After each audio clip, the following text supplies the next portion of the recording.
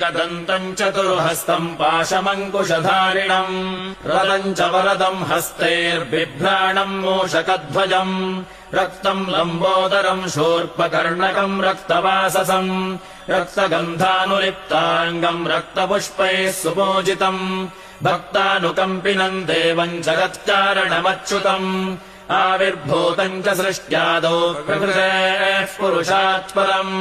एवम् ध्यायति यो नित्यम् स योगी योगिनाम् वरः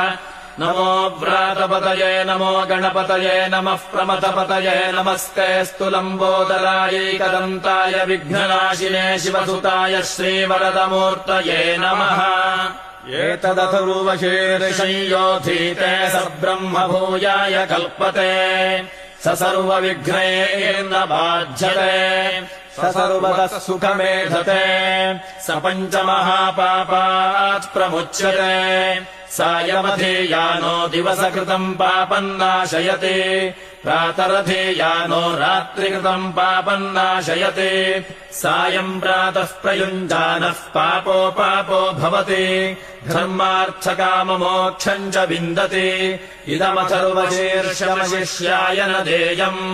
यो यदि मोहाद्दास्यति स पापीयान् भवति।